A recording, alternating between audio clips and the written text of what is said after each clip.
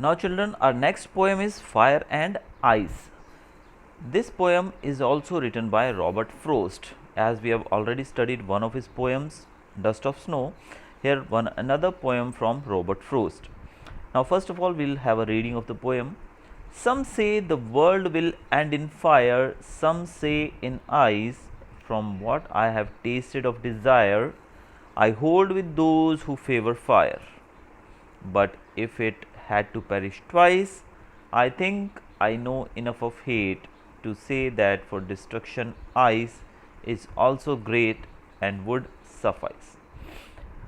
अभी जो कविता है फायर एंड आइस, इस कविता के माध्यम से कवि ने हमारे जीवन में जो दो बहुत ही बड़ी खामियां हैं, जिसमें एक है हेट्रेड यानी कि दूसरों के प्रति नफरत, और दूसरा है फायर यानी कि डिज़ायर, जिसको इन्होंने कंपेयर किया जिससे, यानी कि इच्छा हमारी जो है वो, यानी कि हमेशा और पाने की जो हमारी कामना रहती है वो। तो ये दोनों ही चीज़ों को कंपेयर किया है फायर और आइस से। तो स्टार्टिंग जो पहला स्टेंजा है, इसमें कवि जो है वो कहते हैं, वो दो तबकों की बात करते हैं, दो ऐसे वर्ग के लोगों की बात करते हैं कि कुछ लोग तो ये मानते हैं कि जो पृथ्वी है हमारी वो फायर के कारण नष्ट होगी, और कुछ लोग ऐसे भी हैं जो मानते हैं कि बिकॉज ऑफ आइस हमारी जो पृथ्वी है वो नष्ट हो जाएगी। अब पहले स्टेंजा के अंदर जो कवि हैं वो कहते हैं कि दो तबके के लोग हैं, एक वो जो कहते हैं कि वर्ल्ड जो है वो एंड होगी फायर से, और दूसरे कहते हैं कि आइस से। अब दोनों से तात्पर्य ये है, मतलब ये है इसका कि फायर यानी कि पृथ्वी का टेम्परेचर इतना ज़्यादा बढ़ जाएगा कि ये जो लावा है पृथ्वी के अंदर वो गर्म होकर एकदम बाहर आ जाएगा, फट जाएगी हमारी पृथ्वी, और इस प्रकार इस धरती का अंत हो जाएगा। और दूसरे तबके के दूसरे ग्रुप के जो लोग हैं वो मानते हैं कि टेम्परेचर बढ़ेगा नहीं, टेम्परेचर इतना ज़्यादा घट जाएगा जैसे कि आपने सुना होगा आइस एज के बारे में, तो इतना ज़्यादा टेम्परेचर घट जाएगा कि पृथ्वी के ऊपर सब कुछ जम जाएगा, और इतना कम टेम्परेचर होने की वजह से यहाँ पर पशु पक्षी, जीव जंतु, इंसान और पेड़ पौधे ये सर्वाइव नहीं कर पाएंगे और ये सब नष्ट हो जाएंगे। तो ये दो तरीके से पृथ्वी के नष्ट होने की जो अनुमान है वो लगाया जा रहा है। लेकिन लेखक यहाँ पर कवि जो है वो कहते हैं, लेकिन मुझे लगता है कि डिज़ायर जो है वो सबसे ज़्यादा खतरनाक है, यानी कि डिज़ायर को उन्होंने कंपेयर किया है फायर से। तो कवि के मुताबिक कवि कहते हैं कि मेरे हिसाब से जो फायर है यानी कि जो डिज़ायर, हमारी जो और पाने की और जानने की जो इच्छा है, वो ही एक कारण बनेगी जो हमारी पृथ्वी को नष्ट करेगी।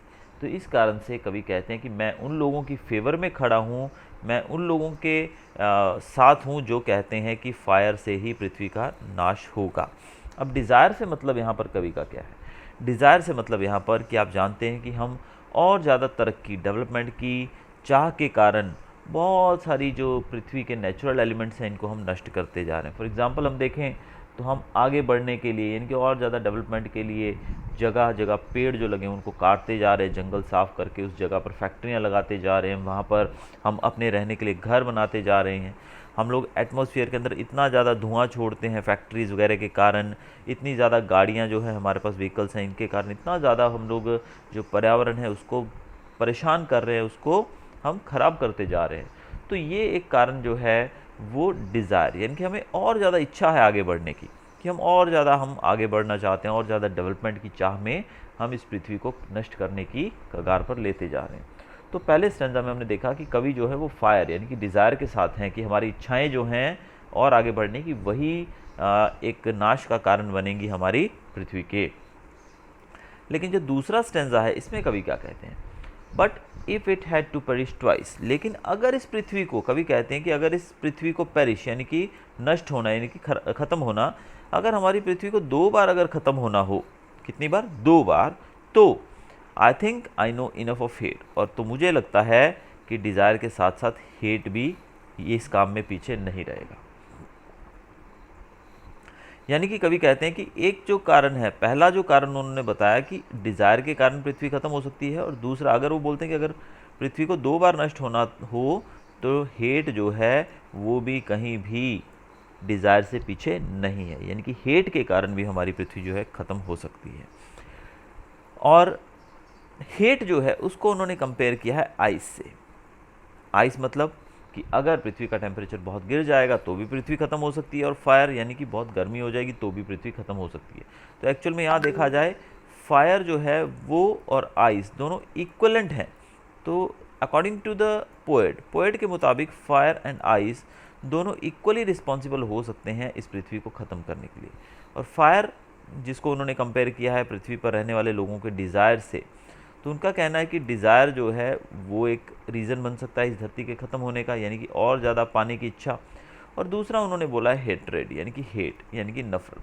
तो नफ़रत किस प्रकार से हमारी पृथ्वी को ख़त्म कर सकती है? आप जानते हैं कि नफ़रत, हम एक दूसरे के साथ इतनी नफ़रत करते हैं, आज अगर हम देखने जाएं जगह जगह जो हिंसा होती है वो बिकॉज ऑफ हेट ओनली।